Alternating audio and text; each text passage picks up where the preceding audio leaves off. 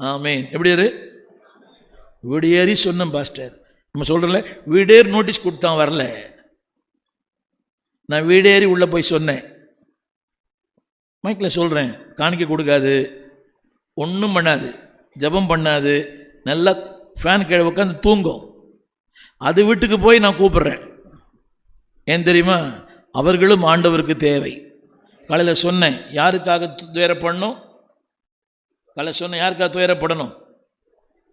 காலையில் யாருக்காக துயரப்படணும்? அது இல்லை, அதுக்கு அடுத்த பாவம் செய்கிறவர்களுக்காக, அடுத்தவர்களின் பாவங்களுக்காக துயரப்படணும். ரெண்டாவது, சிலுவையின் பகைஞர்களுக்காக ஜெபிக்கணும். நம்ம ஆண்டவர் ஜீவிக்கிறார். ஆமென். சொல்ல மாட்டீங்களா? யாரெல்லாம் எதிர்த்து நின்னாங்களோ அவங்களுக்கெல்லாம் ஆண்டவர் தொடர்ந்து வேலை செஞ்சுனே இருக்கிறார். புரியவே இல்லை, பின்னால் சொல்கிறேன். யாரெல்லாம் கிறிஸ்துவ எதிர்த்து இருக்கிறார்களோ அவங்களுக்கெல்லாம் அடி கொடுத்துனே இருக்கிறார் ஆண்டவர். நம்புறீங்களாமா?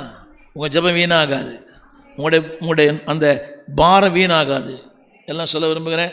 சொல்லுங்கள். துயரப்படுகிறவள் அடுத்த வசனம் என்ன சொன்ன? இப்போ நீதியின் மேல் சத்தமா, கரங்களை உயர்த்தி, வசனத்தின் மேல், ஆலயத்தின் மேல், ஆண்டவர் மேல். ஆமாம், பணம் சம்பாதிக்கிற இது அதில் இருக்கிற அந்த சுறுசுறுப்பு இங்கே இல்லை. என்னங்க, 6 மணிக்கு எழுந்துக்கிறான், 5 மணிக்கு எழுந்துக்கிறான், ஓவர் டைம் பண்ணுறான், நைட் டியூட்டி பண்ணுறான், 3 டியூட்டியும் சேர்ந்து பண்ணுறான். எதுக்காக? அந்த தாகம் எது மேலே இல்லை. எல்லாம் கரங்களை உயர்த்தி ஒன்று சொல்லட்டுமா? இந்த தாகம் அவர் மேல் இருந்தால் அந்த மற்ற 2 உங்களை தேடி வரும். தெரியுமா? பசி, தாகம், அது ஒரு தேவை. அது ஆடம்பரமாக தேவையா?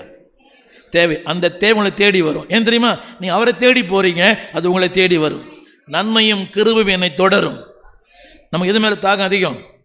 நாளை திங்கக்கிழமை ஸ்கூலுக்கு பிரேக்ஃபாஸ்ட் பண்ணணும், லஞ்சு கட்டணும், ஷூக்கு பாலிஷ் பண்ணணும். புரியவே இல்லை. அன்னைக்கு உங்கள் அம்மா அப்பாவை ஏமாத்துறீங்க, இன்றைக்கி உங்கள் பொண்ணு உங்களை ஏமாத்துது. அவங்கள பாடாப்படுத்துனீங்க, இப்போ அவன் நம்மளை பாடாப்படுத்துகிறான். நீங்கள் எப்படின்னு தெரியல எனக்கு. ரைட். அடுத்த வருஷம் படிங்க. நான் 6வது வரி, 7ஆம் வசனம். 7ஆம் வசனம் சத்தமா கவனிங்க. மனிதன் பொதுவாகவே இதற்கு அப்பாற்பட்டவன். மனிதர்கள் பொதுவாகவே இதுக்கு அப்பாற்பட்டவர்கள். உண்மையா பொய்யா? வேதம் சொல்லுகிறது, மனிதர்கள் மிருக குணமுள்ளவராய் மாறினார்கள். தேவனை தேடுகிறவன் உண்டோ என்று அவர் பரலோகத்தை நோக்கி பார்க்கிறார். அப்படியானால் இந்த இறக்கவன் எப்படி